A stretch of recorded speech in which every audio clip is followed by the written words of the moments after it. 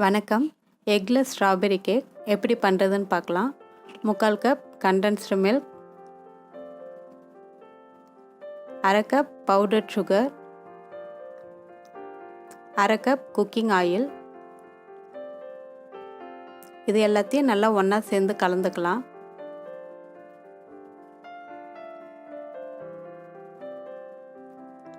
ஒரு கப் பால், அதை கொஞ்சமாக இப்போ சேர்த்துக்கலாம்.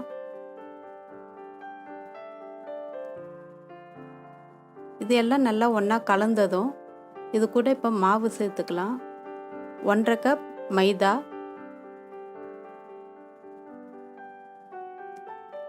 1/2 teaspoon baking powder, 1/2 teaspoon baking soda.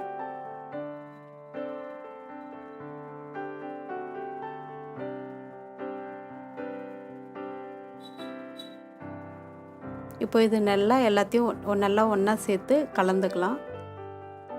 இந்த ஸ்டேஜில் மீதி இருக்கிற பாலையும் கொஞ்சம் கொஞ்சமாக சேர்த்து நல்லா கலந்துக்கிறேன்.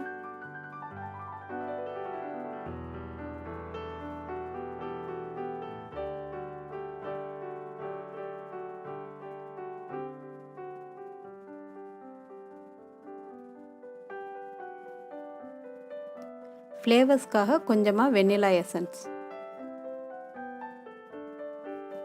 மாவு இந்த கன்சிஸ்டன்சியில் இருக்கணும், அந்த அளவுக்கு கரைச்சிக்கோங்க நல்லா.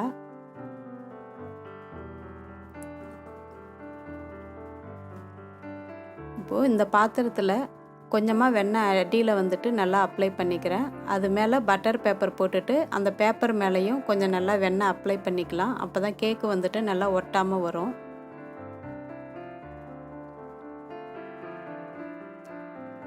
அது மேலே கொஞ்சமாக மைதா விட்டு நல்லா இந்த மாதிரி எல்லா ஓரங்கள்லையும் படுற மாதிரி பண்ணிவிட்டு கலந்து வச்சுருக்கிற கேக்கு கலவையை அதில் வச்சுக்கலாம்.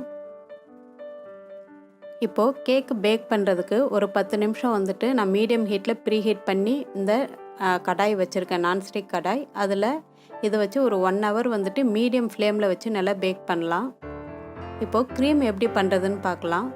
விப்பிங் க்ரீம் பவுடர் யூஸ் பண்ணுறேன்.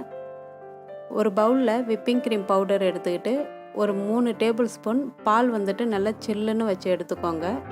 நம்ம யூஸ் பண்ணுற இந்த பவுலும் நல்லா ஃப்ரீசரில் வச்சு கொஞ்சம் சில்லுன்னு வச்சு எடுத்துக்கிட்டு இந்த மாதிரி நல்லா பிளெண்ட் பண்ணிக்கலாம்.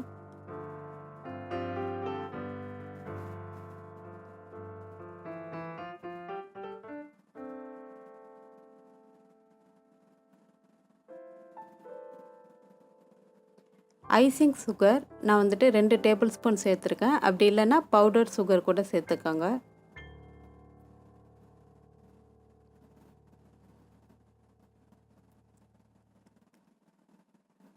இப்போது க்ரீம் நல்லா தயாராகிடுச்சு. இதில் ஸ்ட்ராபெரி ஃப்ளேவர் ஒரு 3 ட்ராப் சேர்த்துக்கிறேன் நான்.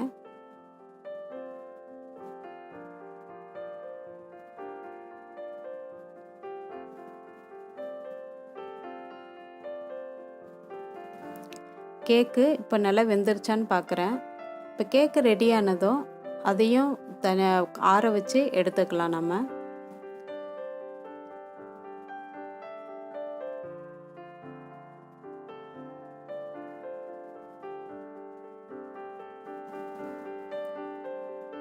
இப்போ கேக்கு நல்லா சாஃப்டாக ஈவனாக நல்லா வெந்து வந்திருக்கு. நான் வந்துட்டு இதை ஒரு 3 லேயர்ஸாக கட் பண்ணிக்கிறேன். இந்த மாதிரி கேக்கை வந்துட்டு லேயராக கட் பண்ணிக்கிட்டு நமக்கு விருப்பப்பட்ட மாதிரி க்ரீம் அப்ளை பண்ணி இனிமேல் நம்ம கேக்கு நம்ம விருப்பம் போல் நம்ம டெக்கரேட் பண்ணிக்கலாம்.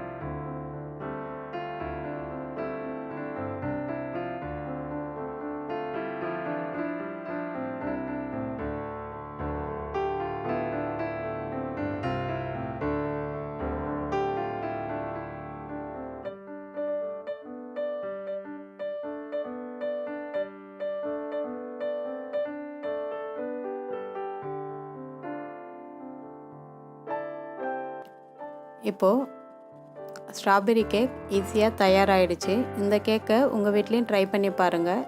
மறக்காமல் இந்த சேனலை சப்ஸ்கிரைப் பண்ணுங்கள். நன்றி.